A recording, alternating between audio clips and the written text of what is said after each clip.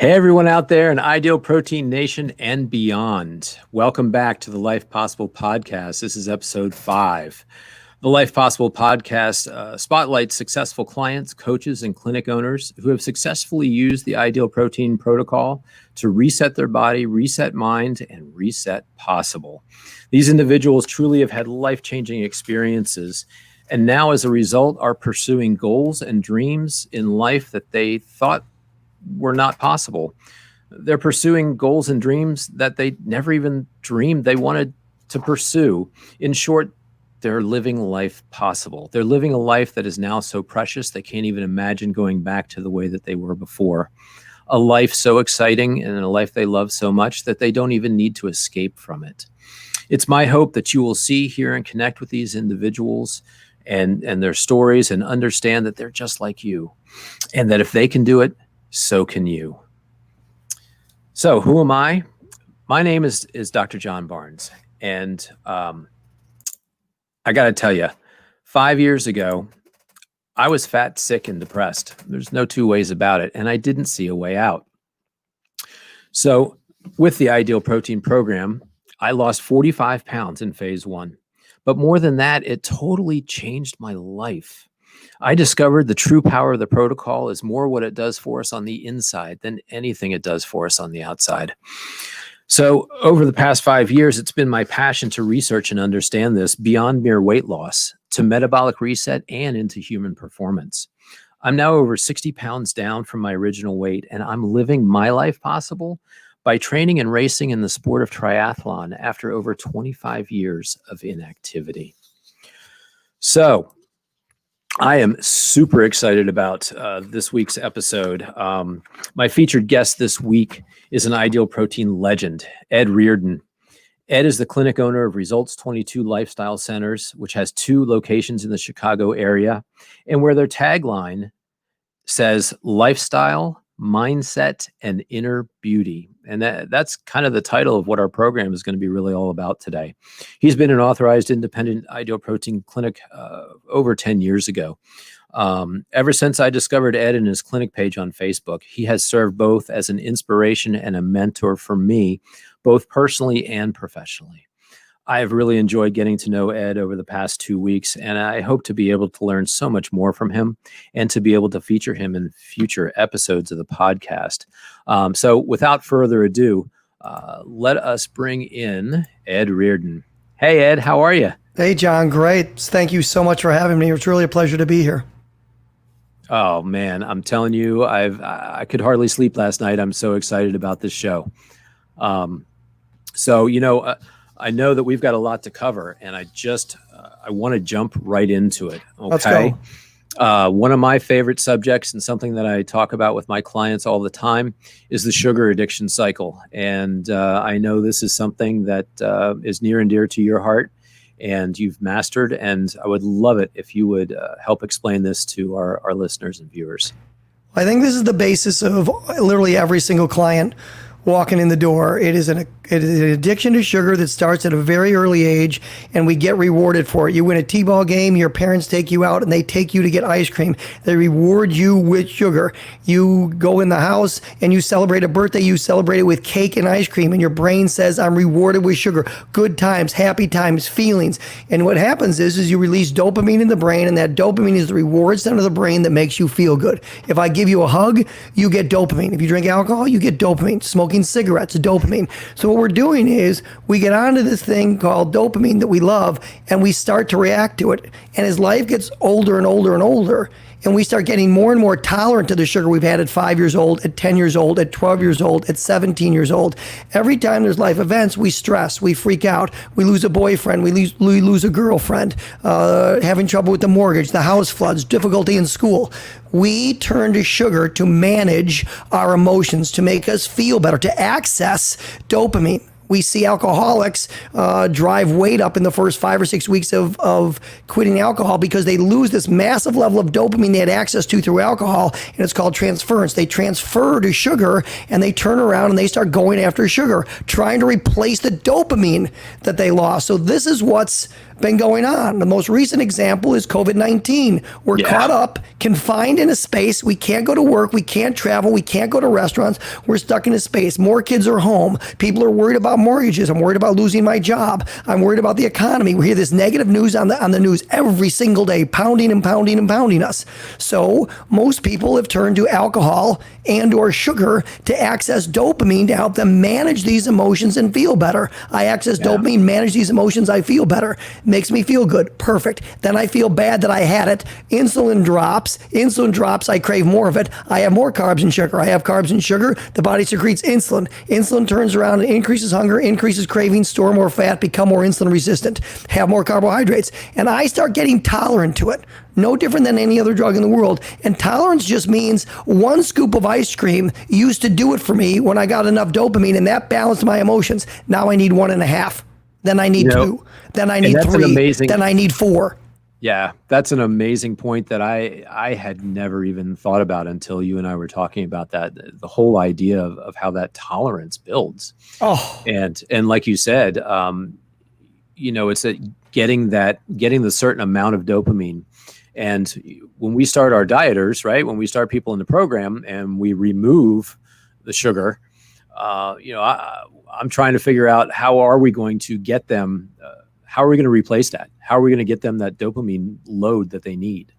That's correct. I mean, that is the issue. And week 1 to me in the diet is pivotal because it really tells me who you are. A client came in yesterday, I hadn't seen her in about a year, and she walked in, she goes, boy, had some really difficult headaches this week. I go, okay, what else? Energy was really low. I go, okay, what else? Really crabby. About day 3, I thought I was going to take one of my kids and throw him out a window. I go, okay, hold on. And I go, what's happening here? But she's telling me her level of addiction to carbs and sugar. Now, part of the keto flu in week 1 comes from low sodium. So clearly I knew her sodium was low. But the other part was, you're telling me, the body's telling me that your carbs and sugar is too high in your body. When you have carbs and sugar and triglycerides floating through your bloodstream and you're loaded with carbs and sugar, what do you think you're going to want? Broccoli? You go, no. So you're driving more carbs and sugar because what's in your bloodstream and how you feel about it. We say to clients all the time, so you're going to smoke a cigarette today? And 99% of people don't smoke. She goes, no, I don't smoke. I go, okay, give me your arm. I'm going to inject nicotine into your arm for 1 week. And at the end of a week, on the way to my diet center, you're going to pull over to the gas station and buy a pack of Marlboro Reds. She goes, what? Yeah, because I'm going to get nicotine high enough in your system until you're literally craving nicotine. You're going, what's happening? I don't smoke cigarettes. You go, well, idiot's been injecting nicotine in my arm every day for a week to prove a point. And that's what this sugar thing is. And people are getting on this and they can't literally get off it. It's in their bloodstream. And so I crave more of it. And we start to decrease the sensitivity of those dopamine receptors. And we start needing more and more and more. The person that has their first cigarette catches a buzz. A year later, they need a pack of cigarettes to get up there because they built up tolerance. And that's what we're going through right now.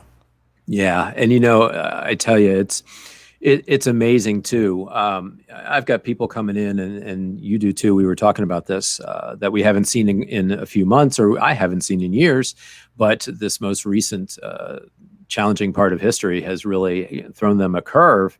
And, and I've got some of them just really beating themselves up over this. And I said, look, you have to understand, this is a chemical addiction and there's no 2 ways of getting around this. So, don't heap all that on you. Understand, you have to understand and become aware of the fact, and you have to respect. I always say you have to respect sugar addiction, because most people, oh yeah, whatever, doc. Yeah, I'm addicted to sugar, but it's a chemical addiction. Great comment, because respect is the key word and awareness is the key word. When people say, well, I don't know about addiction, I think that's a strong word. And I go, okay, how about dependence? I can deal with dependence too, because I think there are levels and not everyone's addicted, but it's definitely dependence. And it is a chemical addiction in the brain.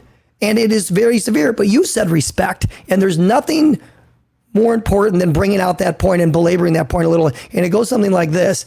The respect part of it is, if my daughter is 23 years old, had a drinking problem, and she was in AA right now for the first 2 or 3 weeks, my wife and I would not be drinking tonight. Not because we need to stop drinking, because we really need to be there for her support. We really need to be there to help her out. But we'll have client come after client come in, and the wife's on the diet and whatever, and they'll come home, and the husband's bringing home chocolate chip cookies from work, and et cetera, and blah, blah, blah. Now, he's not doing it on purpose. He's just doing what he normally does. But you're looking going, that level of support doesn't work at all. And in the end, support is just critical. So that's why these things don't work in the long term. Of course, the program is perfect, right? We lost just over 19,000 pounds last year. So protocol wise, losing weight's the simple part. But understanding how to control the level of carbohydrates and sugar, and more importantly, how to manipulate insulin levels when this thing over, is really the critical component of that. And it starts with awareness. It works into environment where you look and go, client came in today and said, well, the kids are eating more jelly beans and cherry pie. And I go, well, who's buying this? She goes, well, I do. I go, well, you're creating the environment, but she's upset that the kids are putting weight on. Well, stop having this stuff all over the house. We call it home field advantage. When you lose a game, when you lose a baseball game and you lose at home because you got to sleep in your home, play in your home, in front of your home crowd, that's like losing 2 games. So environment and home field advantage says, have desserts and things when they go out. But when my environment at home, I've got low sugar ketchup in the house. We've got low sugar syrup. We don't have a lot of sweets around. Take that environment and stop making it so easy for these kids and you in general to go back to this drug and addiction that you have or whatever. If you're an alcoholic, don't fill all your cabinets with alcohol and go, now you stay away from it. That's just common sense. But we don't respect sugar enough to do that. You said respect, and that's the word. That is the word. And at the beginning, you might have to have almost no sugar in your house. And then quietly, as you get more control over who you are, as you become more authentic, as you become more controlling over sugar versus sugar controlling you, you can start adding more sugar in your house because you're in control of it, because you've started taking command. That's really the important part. You got to go to extreme at the beginning and then quietly sort of let it back into your life. That guy that gives up alcohol for the first 2 or 3 months looks at his wife and says, my niece is getting married next week and that's why I'm not going. She goes, what? What do you mean you're not going? He goes, I'm not going to my niece's wedding. I can't be in that environment to give up alcohol because so many people are going to be doing it. Everyone else is going to be doing it. The pressure is going to be there and I might slip. So I'm going to skip it. A year later, the guy down the street his daughter's getting married. He barely knows the neighbor. And he goes, I can't wait to go to the wedding Saturday. The wife goes, what? You wouldn't even go to your niece's wedding a year ago. Now you're going to go to Lisa's wedding you've only met twice in your life. He goes, well, I'm in control now. I can be around people now that are drinking and doing other things, and they don't influence me anymore. I've got my authenticity. I know what's going on. My environment doesn't influence me anymore because I'm in control. And over the years, I've developed more control and I got stronger. Well, sugar's the same way. And you got to really get away from having easy access to that home field advantage environment at the beginning and quietly put it back into your life and say, that's how I'm going to do it, just like the person that drinks alcohol. Yeah, and man, again, every time you say a client walks into my office and you go through a story, I've had the same client, right? We all have, everybody in all our different clinics. I got to tell you, that story about the wedding, we've talked about that before. Man, I tell you, right? That's social distancing. I've been trying to get my clients to socially distance for years and years and years. And that's the whole point. And I had to learn it myself when I was in phase 1. You know what? If I couldn't put myself in a situation that I knew I'd be strong, if there were too many temptations, my drinking buddies are going to drink, this is going to happen. I would just say, look, I really don't want to go to that. It's okay. I'm going to skip a social event or two. I'm not strong enough to withstand that yet. But other ones, I'd say, okay, let's go. We're going to go for an hour. I'm going to walk in with a water bottle and, we're going to get through this. So when this whole thing hit and it became a term, social distancing, I was like, oh yeah, I'm going to use that forever at this stage of the game. Because it's true. You just have to kind of assess where you stand, as far as your ability to stay away from the temptation, whether it's the carbs and the sugar or the alcohol, especially while you're in phase 1, and keep yourself socially distant from that. Alcohol consumption in the United States during COVID-19 is up 55%. And those are people going, that what it tells me about is I want to access dopamine to help me manage my emotions and help me balance all the stress, anxiety, and things that are going on in my life. And I've turned to an easy thing called alcohol. Most people are using sugar and alcohol to double their access to dopamine. Yeah. And as that started to go higher and higher, you started to crave more and more sugar, produce more and more insulin, store more and more fat, become more insulin resistant. And this thing starts you get on this tidal wave and you can't get off. And that's one of the things we try to teach them. When you're done with this program, to me, you've got to have this 1 or 2 day reset where you can go, and it doesn't have to be ideal protein, but I've got to have the ability to cut carbohydrates for 24, 48 hours, whatever it is, get the triglycerides, carbs, and sugar down out of my body to stop the cravings and the craziness, instead of just saying to myself, today I'm going to be good. Today I'm going to be good. That affirmation isn't going to work because chemically inside your body's screaming, I want more carbs, I want more sugar. People talk about cheat days. We never, ever use the word cheat day in our office. I will not allow that to be said in my office because we don't want to have cheat days. Unhealthy eating is part of a healthy lifestyle. So you have a poor meal once in a while. We control the damage and we can control the bad part of it, and it's under control for a meal, fine. But don't have a day where you eat bad all day long and say have a cheat day, because triglycerides are going to go so high, sugar will go so high. The fact that you think you're going to be good the following day is insanity. Your probability is exceedingly low because you've got way too much carbs and sugar driving insulin, driving hunger, and it's going to be almost impossible. And that's it. Respecting the chemical portion of this problem, right? You touched on something, and as far as COVID-19 goes, yes, sugar consumption is through the roof as well, while people are holed up in their houses, and which is exactly the opposite of really what we want to do. One of the things that I've seen that very little in the mainstream media, but we're hearing more and more the fact that metabolic health is the biggest risk factor to having an adverse reaction to COVID-19. Obesity, heart disease, and diabetes being the three biggest, the most common, that give you 2, 3, and 16% or 16 times chance of being hospitalized.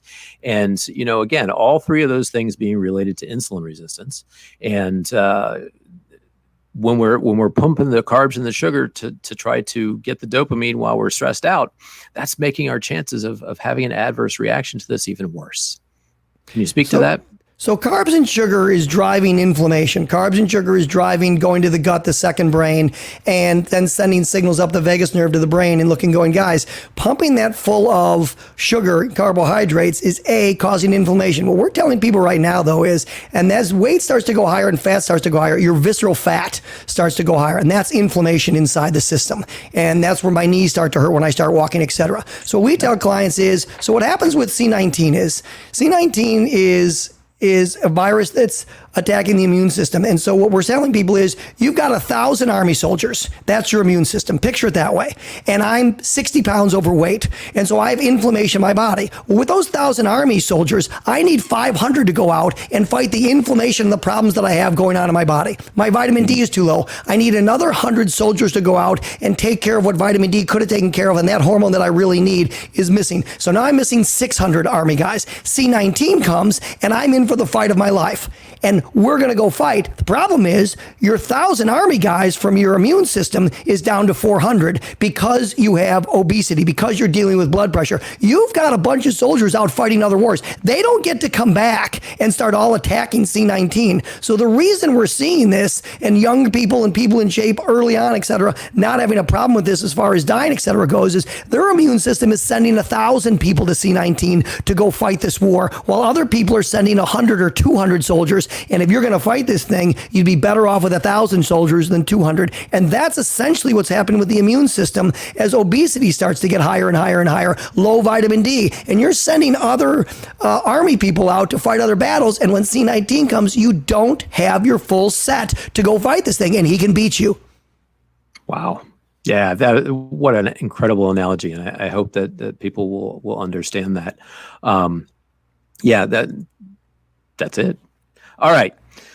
Sugar addiction. Anything else we need to talk about? I mean, he's the key. We could spend hours, right? Days. Right. I think that we've touched on it really pretty well. I'd like to move on now as far as mindset goes, mindset, inner beauty, et cetera, et cetera. And I want to go to a concept that I've heard you talk about on multiple videos, and I've also read from other authors. The story that you tell yourself, and can you lead us into the story that you tell yourself and how it's related to our weight loss journey, Life Possible, Phase 1? Sure. Long-term change is what's really going to happen. What we hear people talk about all the time is, I have to put new habits in place. Question, true, absolutely. Need new habits in place. The problem with it is we need to get the conscious brain, the subconscious brain, and the self-image all aligned. Where those three intersect is where long-term change in behavior takes place. So when I wake up in the morning and I get out of the shower and I'm that mom of mine that walks into my diet center and I don't think I'm beautiful and I think I'm broken and I think there's something wrong with me and I'm not the perfect mom and I'm not the perfect wife and I've never been able to lose the weight. I've always put the weight back on after every diet I've ever done. And that's the negative story I'm telling myself. I buy into that story, and that's driving my subconscious and my self-image.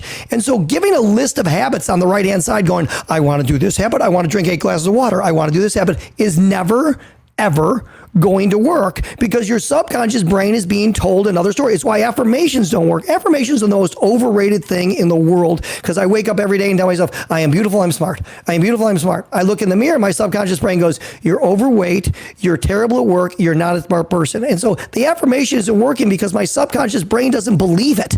And so I need those together. Dieting in and of itself, though, sometimes can help waken that up. And as my weights gets better and better, I start believing in myself a little bit more. And I start having a little bit more self-confidence. I have a little bit more energy. Lady walked in the other day. She's down 53 pounds. She goes, I did it. I go, you did what? She goes, I applied to MBA school. I got in Northwestern. I go, wow, that's pretty good. She goes, no, you don't understand. I've been telling my husband I'm going to do it for 6 years. I go, oh. She goes, I lost the 55 pounds. I felt better about myself. My self-confidence is up. I said to myself, damn it, I can do this. Stop talking about it and do something about it. I went to the computer. I filled out the form. She goes, why didn't I fill out the form the last 5 years?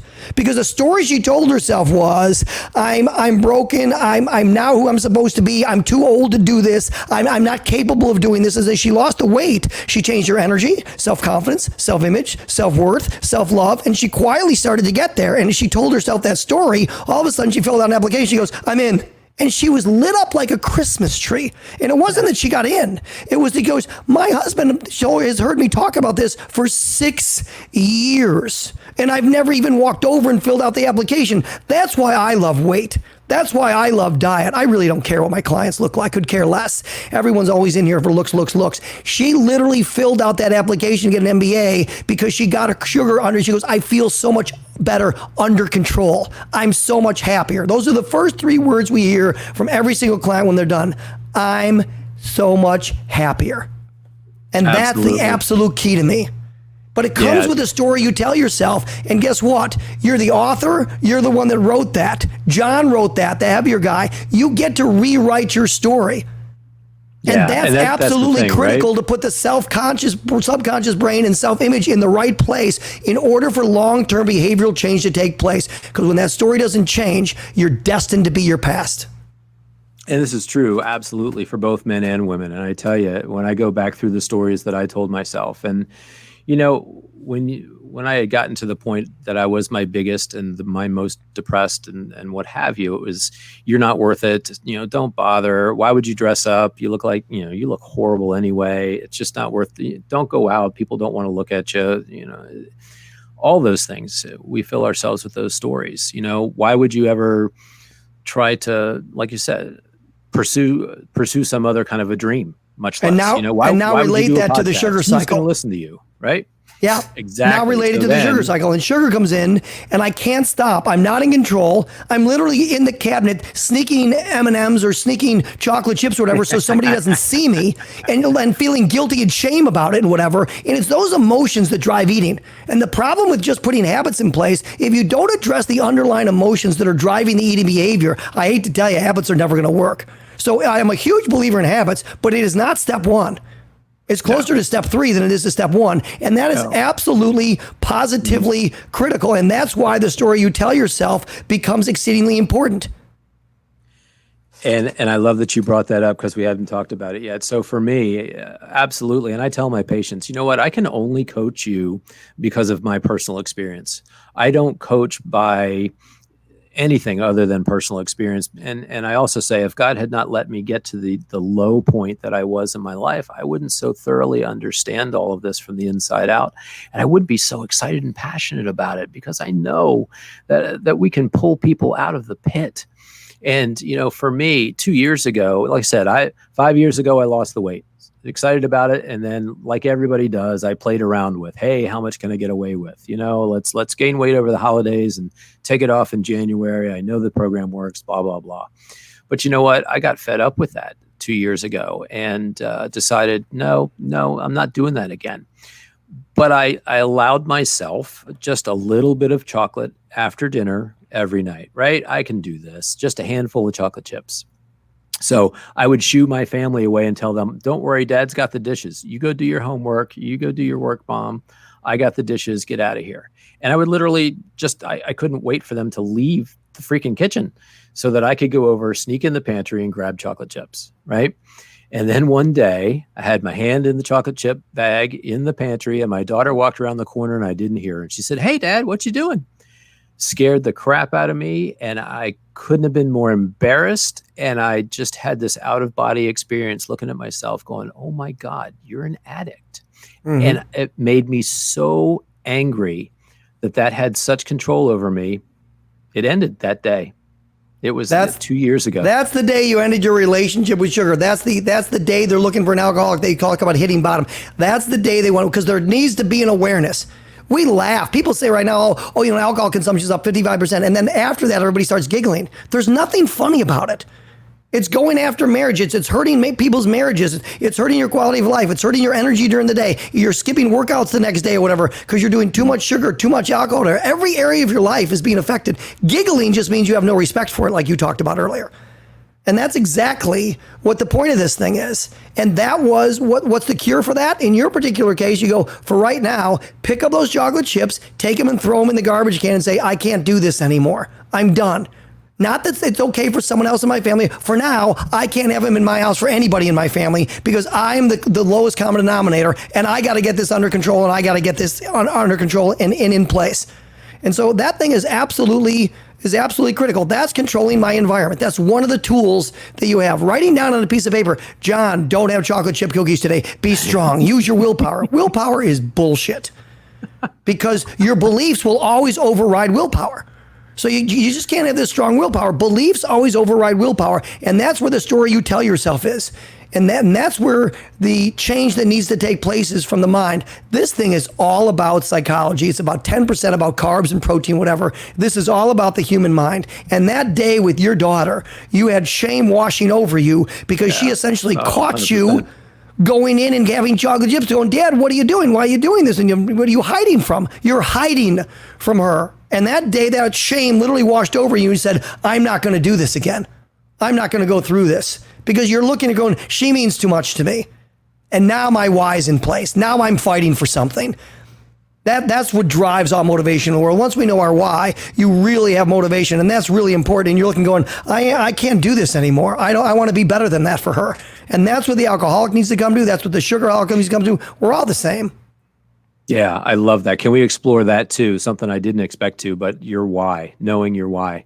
And I also tie that to identity, right? For me, my why, I had lots of whys to lose it in the first place. But the interesting part to me that took me to the next level was when I changed my identity, and it happened right after that incident. And I started to actually consider, I realized that after I cleaned myself up and gotten into maintenance and had gotten rid of sugar for it took about 6 months for the sugar to get out of my body. And, starchy carbs, the whole 9 yards. And I added in healthy fat. And that part of maintenance to me got rid of all arthritis in my body. And I found that I was able to run again.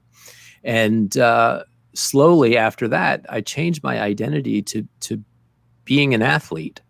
And once I changed that identity and now was able to say, you know what, I'm an athlete, I'm going to eat to support that identity. I'm not, like you said, you know what? I'm not going to binge Saturday night because I know that I'm supposed to go on a 25-mile bike ride tomorrow, and I want to be able to perform and enjoy it. I'm not going to stock up on those starchy carbs because I know that tomorrow, I've got a 6-mile run, and I want to be dragging those things around. I don't want to have a lack of energy. Change your identity. You accidentally changed the story you tell yourself. We get guys coming in all the time. Guy came in a couple days ago and he looks and goes, well, a long time ago, I used to be an athlete. I go, what? I'm 54 years old. Trust me when I tell you, I am an athlete. I never gave that up. I never gave that up because I don't play organized football anymore. That was my favorite sport. And I look and go, loved it. I go, I didn't give that up. And I'm 54 years old. I'm playing organized anything more, but I didn't give up being an athlete. I'm still an athlete. That's the story you tell yourself, that you give that up, that you can't do that anymore. That's the story. The mom comes in and says, well, I haven't been that weight since I was married. You go, okay.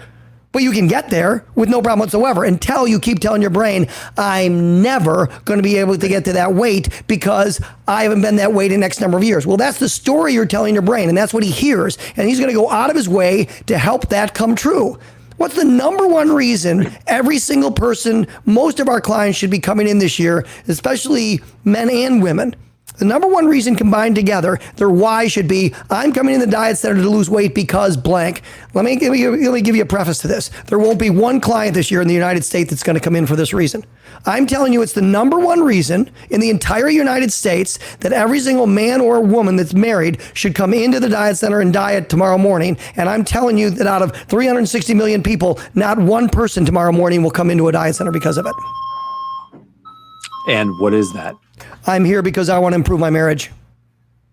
I'm here because I'm fighting to feel better about myself. And when my energy is better, my self-confidence is better, my self-image is better, and I'm in a better mood and I have more energy and I'm not falling asleep on the couch for Netflix and my love life is better and my energy is better and I'm in a better mood. We have a client that lost 56 pounds, 64 years old. She hadn't been that weight since 8th grade. She walked in and she goes, you wouldn't believe what's happening. I go, what? She goes, my husband is doing the dishes. I go, yeah, so what? I do the dishes all the time. She goes, we've been married 34 years. My husband's never done the dishes once.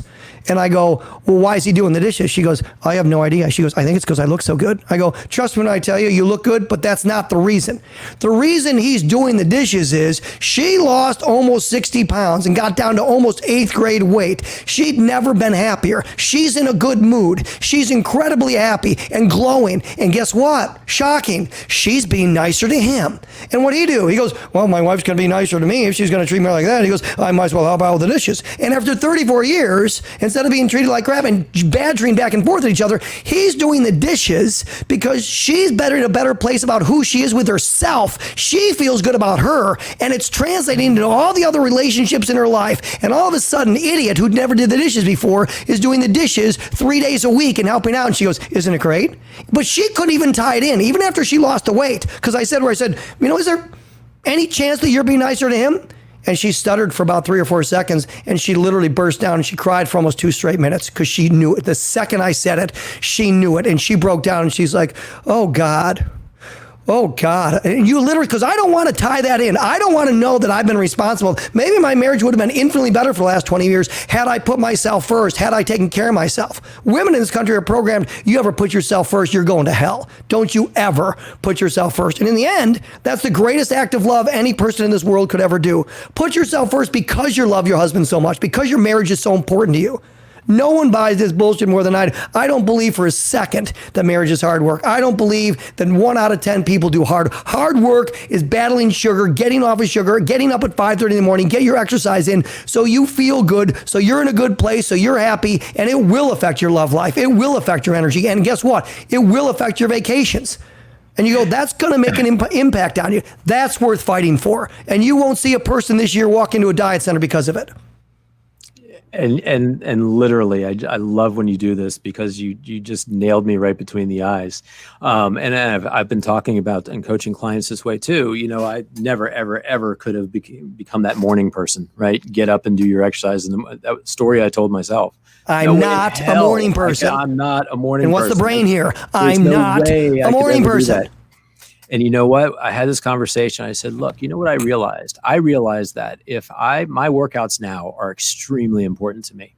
And if I were to schedule them for midday at my lunch period, 9 times out of 10, something's going to steal it from me, right? Need to see an extra patient in the middle of the day. Wife calls and says, hey, can you go do this for me at your break? One of the kids needs me to do something, what have you. And I would invariably say, sure, I can do that, whatever, and not do my workout. But then I would resent that person. I would resent that situation. And for the rest of the day, I was a grump. I was mean. I was just a jerk. And I realized that if I got those workouts done first thing in the morning, I don't care what you want from me. I'm here to give it to you. Sure, I'll do that. Absolutely, I'll do that. I teach my people, fill yourself first thing in the morning, and then you can give the rest of the day to whoever needs it. And I'm hoping that has translated into better relationships, but I guess we'll see. So what's net weight loss for you from top to bottom?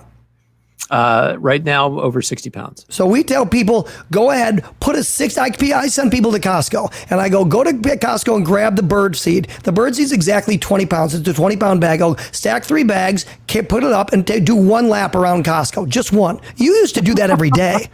And you're going to try to convince me that this doesn't impact in your day, doesn't impact who you are, doesn't impact your energy, you know what? It doesn't impact my marriage. I go, really? You're wearing a 60-pound weighted vest every day, and you're looking me in the eye and tell me that this doesn't impact your marriage. So let me ask you a vulnerable question. Doing the triathlons, feeling better, blah, blah, blah. Tell me that your weight loss, energy, self-confidence, self-image, all those things that have changed hasn't impacted the quality of your relationship. Tell me that hasn't improved your marriage. And people don't take this the wrong way. It doesn't mean you had a bad marriage before that. It means there's levels I can get to better because I'm in a better place about me. Right. 100%. 100%. Yep. And that's the main reason a person should walk in the diet center and go, you know what, I'm done with this. I'm not doing the alcohol thing anymore. I'm not doing the sugar. I'm fighting for this. I am going to fight for the quality and improvement of my marriage. And when my marriage is better, I'm better with my kids. When we're better, there's a better atmosphere in the house. And you can go, oh my God. The guy's doing the dishes after 35 years. It's not funny. It means that I wasn't treating you right. And when I'm nice to you and you're nice to me, but I can't be nice to you when I'm not even nice to myself. That's what the problem here is. That's what that stupid sugar does. He's literally the devil, and he'll take from you.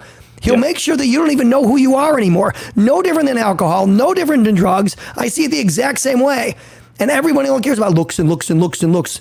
And what am I going to look like at the wedding, which is fine. But in the end, it's changing who you are at a deeper level. So this is going to segue us into our last big topic, okay. Being authentic to who you are. And something that you and I brought up, or that you brought up to me, the power of no, learning to be authentic in all situations. This is a skill that we need to help our clients develop, especially when we're in phase 1. The ability to be in a situation, have somebody ask you to do something, drink, eat, or that is going to negatively impact everything that you've been working for.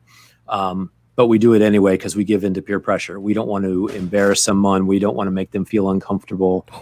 Those kinds of things. So, yeah, I really would like to explore that as soon as we get Ed back. Oh, he's coming. Here he is. So, again. Sorry about that. Oh, no worries.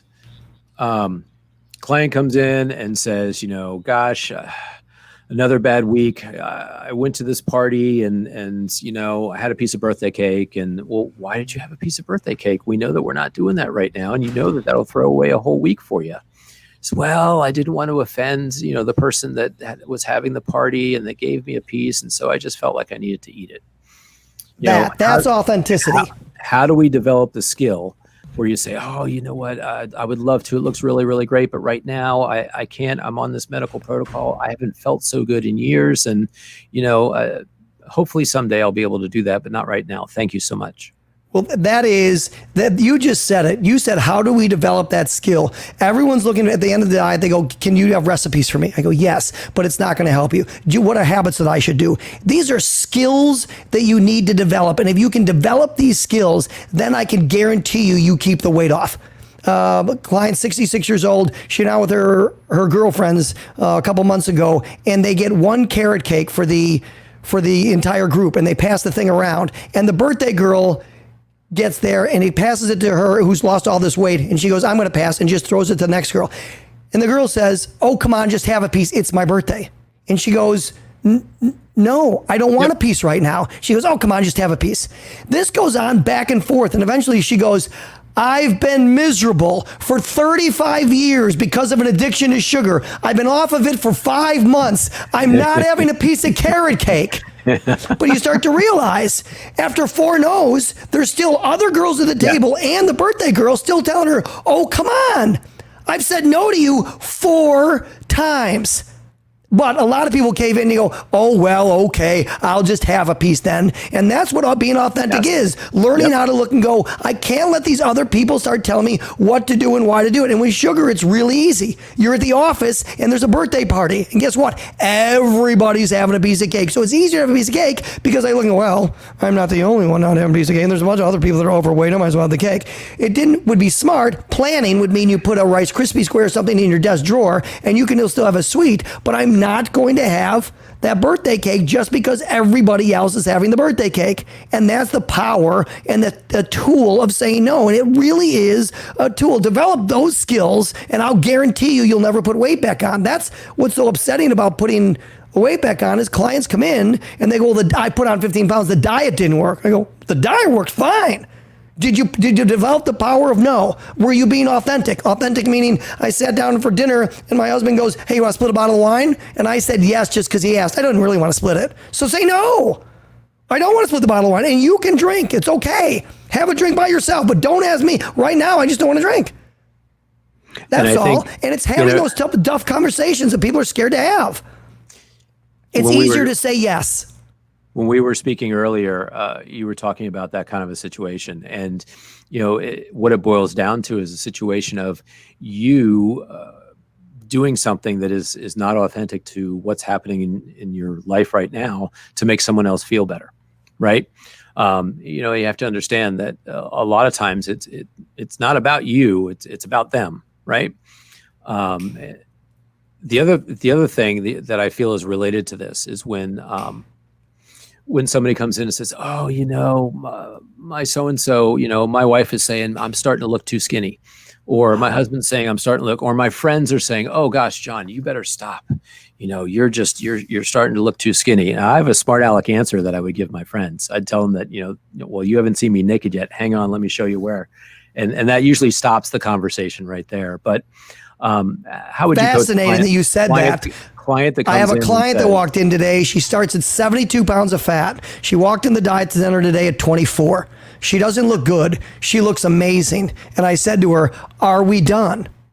And she said, "Do you think I should be?" I said, "As you know, I never, ever tell you when you're done. You tell me when you are done. You know who you are." She goes, "I don't think I'm done. I'm absolutely not done." She goes, "Even though over the weekend, my mom said, you're getting too skinny." Keep in mind, 99% of people that are going to tell you something are literally home at night praying to God, "Please, God, let John put the weight back on so I can feel better about myself." Her sisters are going, "Please, God, oh, you look great." And they go home going, "God, let her put the weight back on. She's the big sister. She's the heavy sister. Now she's the little sister. I hope she puts all the weight back on." That's the story we've all been telling ourselves for the last 20 years. Now she's not the big sister anymore. And that makes me feel bad about myself. And so what kind of mom says to her kid, "I think you look too thin"? Now she has 28 pounds of fat on her body still. So the whole idea of thin and gaunt is nonsense at that level. And she just looks amazing. That's all she did was look amazing. But she needs to be authentic and understand that I'm not taking other people's opinions. I'm not letting other people tell me who I am or where I go to. No different. I said to her, when I went to get married, it was the simplest decision of my life. I go, I find this a crazy, amazing girl. This is the easiest decision. Go down, buy the rock, get as big as I can. Let's go get married. Simple. Why? Because I knew exactly I was right. Hey, Mom, do you think I should get married? You met her. Hey, I called my brothers. 2 of them think I should get married. 1 of them said I shouldn't. I go, you really? You need other people to tell you if this is the right girl? Because if it is, trust me when I tell you, it's not the right girl.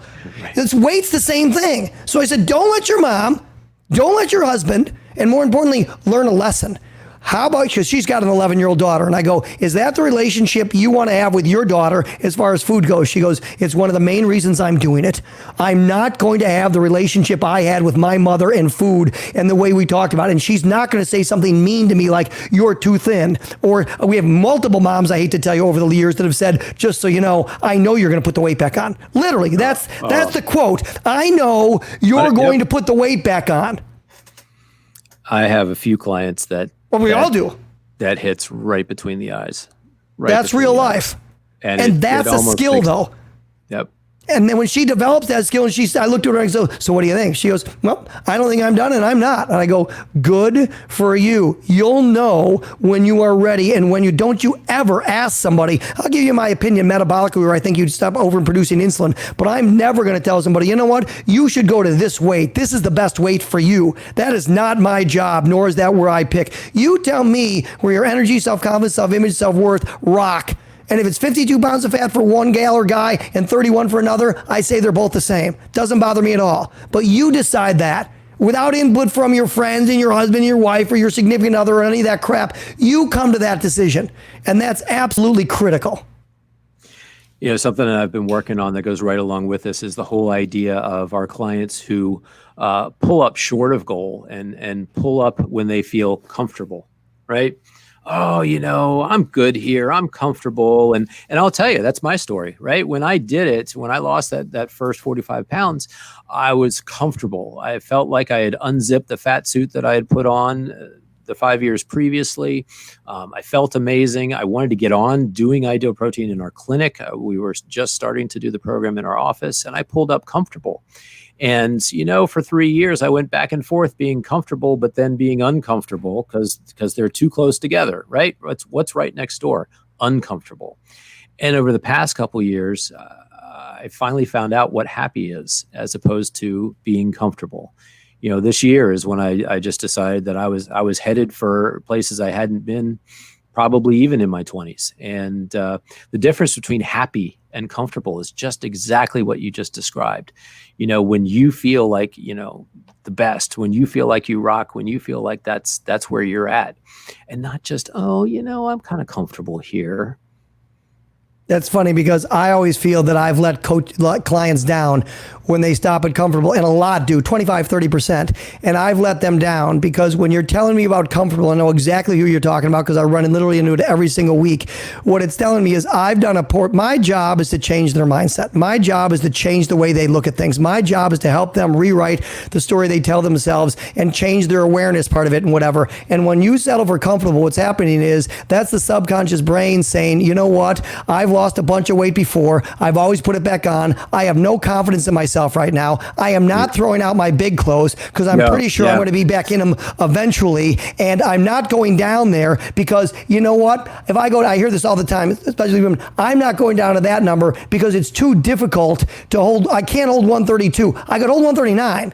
But 132 is too low for me. It's too hard to hold that number. But that's the story I'm telling myself, and I'm verbalizing it, and that's why I can't make it whatever. Because in the end, I hate to tell you, that's 7 pounds. You're talking about 35 calories a day or something, nothing. So when you tell yourself that you can hold 139, 140, but you can't get to 132, there's no research that's going to back that up number-wise, whatever. It's not like you get an extra 300 calories a day for that. That's the subconscious brain and the self-image going, I can't do this. I don't believe in myself. So I know we have a psychological problem. It's not a weight problem or an insulin problem or a fat problem at that point. I've let that client down because I didn't help them see through this and get through the mental block. I know we've got a mindset problem still, and that was my job. That's what I see as my job every single day of the week. Yeah, 100%. And that's actually, you know, again, too, kind of the motivation for this podcast is to try to inspire people beyond comfortable, beyond weight loss and into understanding. There's a whole life out there that they can, should, and could be living. And please, you know, take this opportunity to absolutely transform your life inside and out, and then pursue things you never thought that you could. That's what I'm hoping to do. The belief in self and whatever does drive you to do things you never thought you can do. My gal that Phil figures out and all of a sudden applies for an MBA. I've got this other gal that's just adorable. She couldn't be cuter. And she loses the weight and she's a teacher and she eventually flies to be an assistant principal. And I go, what took so long? She goes, well, I didn't believe in myself. lost the weight, feel better about herself. She's the most amazing person in the world. And you're going, my God, just apply to be the assistant principal. You're incredible. But the story she got at home was, you're bigger, you can't do this, that's not really, assistant vice principal material, whatever, and you start to believe it. And you have to rewrite that story. And all of a sudden, she fills out the application, and what happens? Well, she gets the job. It was that weight loss that prompted her to do that, and goes, there's this amazing, incredible person stuck inside of you. And to me, it's weight loss sometimes that lets it out, but it's playing with the mind and changing that story and working on authenticity and controlling your environment and understanding who you are. And when you are understanding who you are and you can use the word no, then you can keep weight off in the long term. That's maintenance. That's real maintenance, not Ed giving you a list of 30 recipes.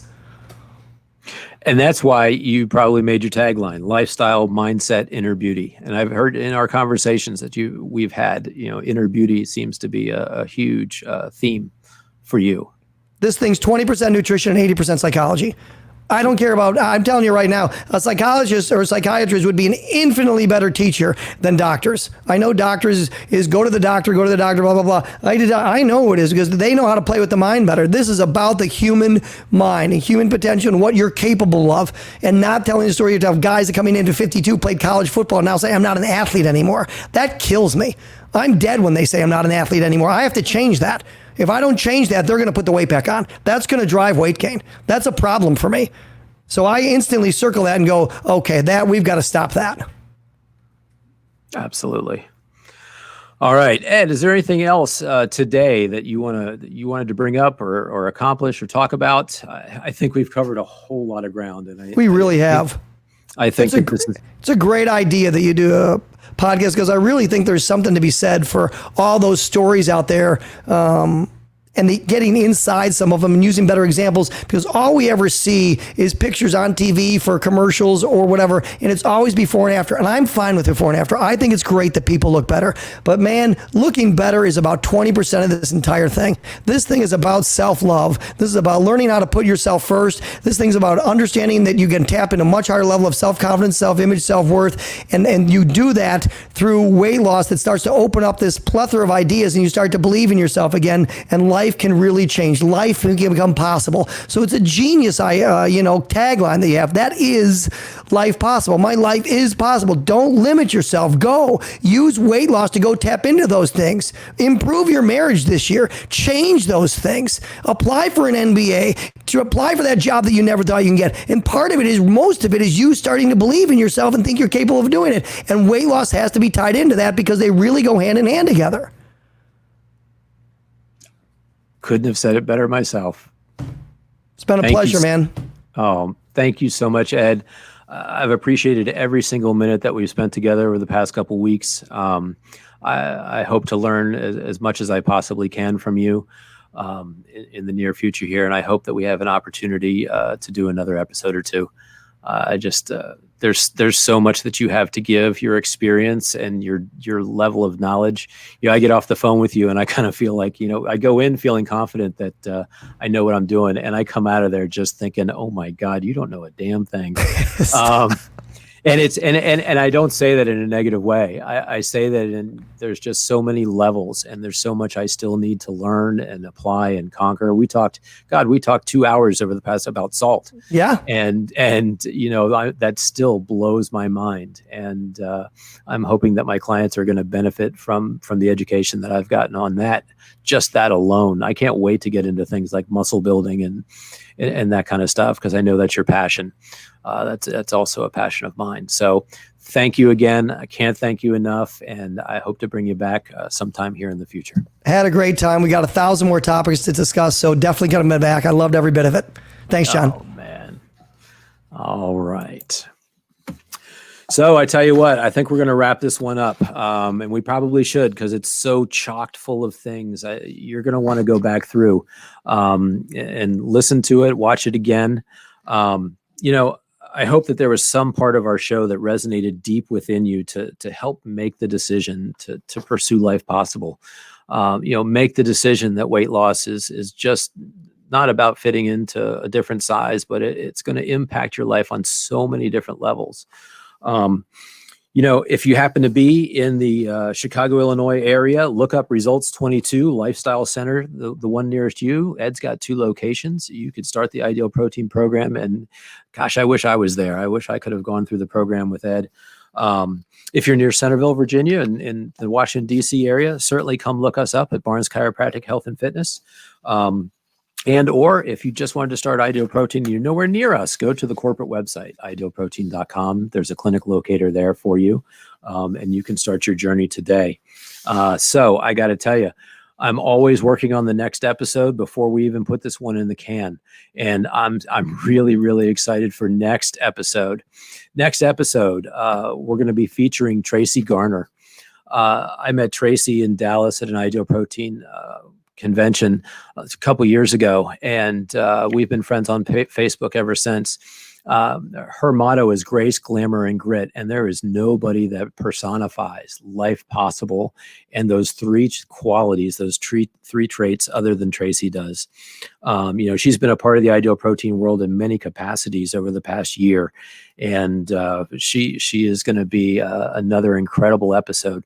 We're up in the ante here on this podcast. This episode today was even more epic than epic. It's epicer, and I'm sure next week is going to be amazing as well. So I want to thank you for being with us. I want you to please like, subscribe, whether you're on Facebook or YouTube, pass it on to your friends, share it. We're on iTunes and we're on Spotify now. If you need to listen to this again, or if you have people in your life that need to listen to us, check us out on iTunes and Spotify. Spread the word. Life Possible Podcast. Until 2 weeks from now, see you later.